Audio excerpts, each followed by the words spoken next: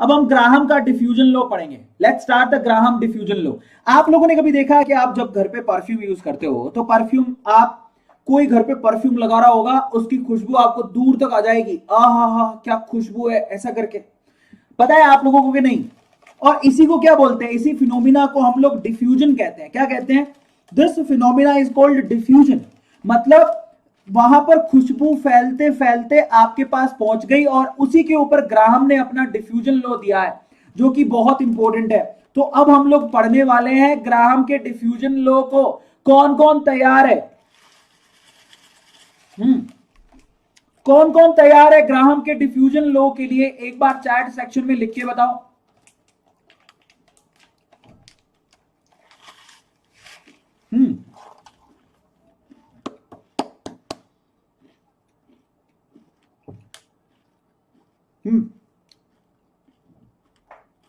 शुरू करते, मेरे को भूख लग गई थी, मैंने कुछ खा लिया, आप लोग भी खा लेना।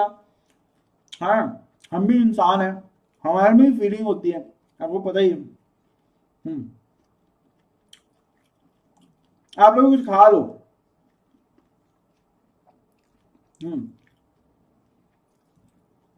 चलिए, तो अब हम लोग आगे चलते हैं। कई लोग तो मम्मी को आवाज लगा रहे हैं, मम्मी ही कुछ खाने को ला दो। है, मंगा लो, काम आएगा यार, खाया करो। मैंने क्या खाया मैं आपको बता देता हूँ। मैं बिल्कुल तंदुरुस्त चीजें खाता हूँ। ये है मुसली। मुसली समझते हो क्या होता है? मुसली, इसमें फ्रूट है, नट्स हैं, सीड्स हैं, तो दैट्स अ गुड थिंग, अच्छी चीज है। आप मंगा सकते हो, पापा को बोलना मुझे मुसली ला दो, जो शरीर को बहुत फायदा करती है। इसमें कार्बोहाइड्रेट्स बहुत कम होते हैं, कार्ब्स कम होते हैं, दैट्स अ गुड थिंग, है ना? आप लोग भी खा लो। देखो, भूख लगे तो आदमी कुछ भी खाता है, तो आपको जैसा ठीक लगे आप खाओ। अच्छा, खुशबू कह रही है मेरी तो मम्मी सुन ही नहीं रही है। मम्मी को ढंग से आवाज लगाओ, मम्मी को बोल रहा है अरविंद सर बुला रहे हैं। अच्छा, कोई कह रहा है प्राची कह रही है कितनी बार बताओगे? अच्छा, राहुल कह रहा है कितनी बार बताऊं? एक बच्चे ने मुझे बोल दिया सर हमारे सामने खाते रहते हो, तो मैंने सोचा मैं आपको भी बता दूं आपकी सेहत के लिए। अब मेरे पास एक्चुअली, क्योंकि अब मेरे तो और कोई चारा भी नहीं है, तो मेरे को तो यही पैकेट वाली चीजें जो है यहाँ पर पड़ी हैं और फटाफट से खा लो, बस इतना ही है। आप समझते हो कि ऑनलाइन में कहाँ मैं किचन में लेने भागूंगा, आपको तो फिर आपकी मम्मी दे जाएगी। तो चलो भैया, ग्राहम के डिफ्यूजन लॉ को शुरू करते हैं। डिफ्यूजन क्या होता है? बेसिकली डिफ्यूजन एक प्रोसेस होता है जिसमें जो इंटरमिक्सिंग होती है गैसेस की, गैस मॉलिक्यूल की, बहुत तेजी से। समझ रहे हो?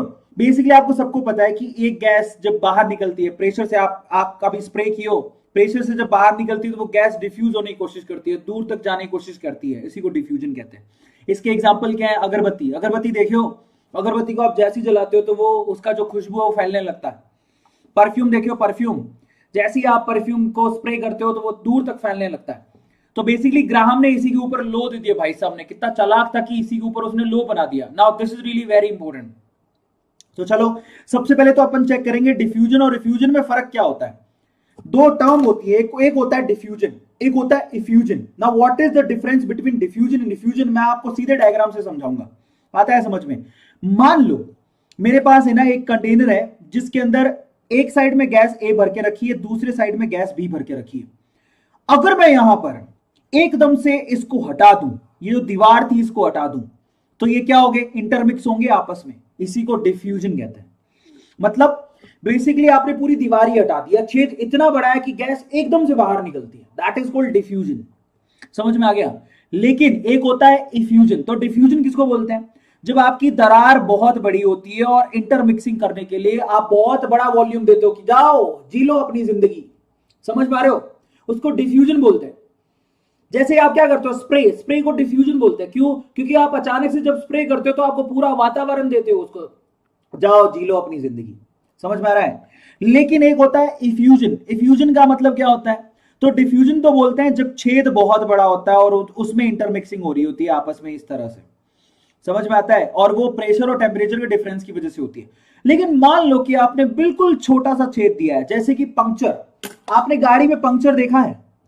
आपकी गाड़ी में, मोटरसाइकिल में अगर पंक्चर हो गया तो पंक्चर तो छोटा सा होता है ना, टायर फटने की बात नहीं कर रहा हूं। अब पंक्चर छोटा सा होता है, जब उसमें से रिस रिस के हवा बाहर निकलती है, रिस रिस के, और वो बड़े एनवायरमेंट में जाती है, उसको हम लोग इफ्यूजन बोलते हैं। क्या बोलते हैं? इफ्यूजन। तो डिफ्यूजन और इफ्यूजन में फर्क होता है। There is a difference between diffusion and effusion. Diffusion जो होता है वो बड़े, डी में दिख भी रहा है, डिफ्यूजन बड़े वाले में होता है, ये डी डिफ्यूजन, बहुत बड़ा छेद मिलेगा जाने के लिए। एक होता है इफ्यूजन, मतलब छोटे से छेद में से, puncture, puncture is called effusion.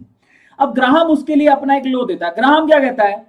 जब भी आप डिफ्यूजन करवाते हो किसी गैस का, तो वो जो डिफ्यूजन होता है, डिफ्यूजन की रेट वो प्रेशर के डायरेक्टली प्रोपोर्शनल होती है। ऑब्वियसली जितना ज्यादा प्रेशर होगा, डिफ्यूजन भी उतनी तेजी से होगा। मतलब गैस जितनी ज्यादा प्रेशराइज करके भरी जाती है, जब उसको आप आजाद करते हो तो वो उतनी तेजी से फैलती है, उसमें काइनेटिक एनर्जी उतनी ज्यादा होती है।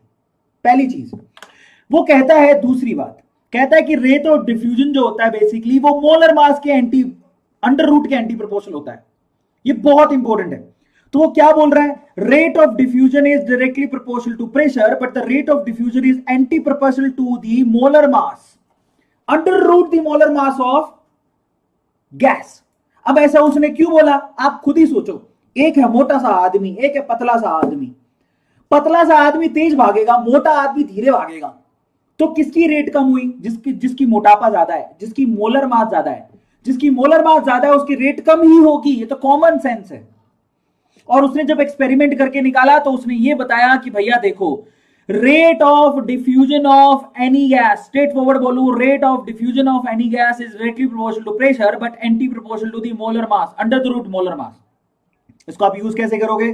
मैथमेटिकली इसको यूज करोगे, R1 upon R2 is equal to P1 upon P2, but साथ में मोलर मास लोगे तो अंडर द रूट क्या लिखोगे? M2 upon M1। बेटा ये बहुत इंपॉर्टेंट है, इसमें से न्यूमेरिकल आते हैं। मैं 100% बोल रहा हूं, आप लोगों को न्यूमेरिकल मिलेंगे। फिर मत कहना बताया नहीं। सबको समझ में आ गया? इसी को बोलते हैं Graham, yes, Graham's diffusion law. अब जो रेट होती है बेसिकली वो आप उसको यू भी लिख सकते हो। देखो आप यहां पर मैथमेटिकली इस्तेमाल करने का तरीका ये देख लो, that R2 upon R1 is equals to P2 upon P1 under the root M1 upon M2। आप इसको मैथमेटिकली ऐसे लिख सकते हो, ठीक है, जो आपने लिख लिया। अब रेट को डिफाइन करने के तरीके अलग अलग होते हैं। रेट कैसे डिफाइन करोगे किसी गैस की, किस रेट से जा रहा है, तो वो उसमें आप डिफाइन कर सकते हो नंबर ऑफ मोल्स कितने निकले कितने टाइम में। नंबर ऑफ मोल्स कितने निकले कितने टाइम में, ये रेट कहलाता है। या फिर आप उसकी ऐसे भी डिफाइन कर सकते हो, कितना वॉल्यूम चेंज हुआ कितने टाइम में, वो भी रेट कहलाता है।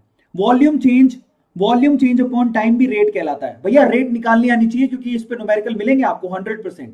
या फिर आप इसको लिख सकते हो प्रेशर कितना ड्रॉप हुआ, क्योंकि जब डिफ्यूजन होगा तो प्रेशर एकदम से कम हो जाएगा। तो प्रेशर कितना ड्रॉप हुआ कितने टाइम में, इसको बोलते हैं रेट ऑफ डिफ्यूजन। बेटा याद कर लेना। मतलब आप इसको यूं लिख सकते हो, that the number of moles diffused per unit time is equals to pressure upon under the root molar mass. Yes और नो? यही तो रेट है, इसी को तो बोलते हैं रेट। सबको समझ में आया? न्यूमेरिकल करोगे तो और ज्यादा समझ में आएगा। तो रेट आप इस तरह से निकाल सकते हो, कितना मोल चेंज हुआ, कितना वॉल्यूम चेंज हुआ, कितना प्रेशर चेंज हुआ, ऐसे करके रेट निकाला जा सकता है। इसी को बोलते हैं, यस, क्या बोलते हैं? Graham diffusion law. और उस पर सवाल आते हैं 100%। या फिर डिस्टेंस ट्रेवल्ड पर यूनिट टाइम। रेट कैसे निकालते हो आप? आपको अगर अपनी रेट निकालनी है, भैया तुम किस रेट से दौड़ रहे थे, तो तुम क्या कहोगे? मैंने इतनी डिस्टेंस इतने टाइम में ट्रेवल करी तो ये मेरा रेट है। तो क्या कहेंगे? डिस्टेंस ट्रेवल पर यूनिट टाइम से भी आप गैस का रेट निकाल सकते हो। सवाल आते हैं भैया।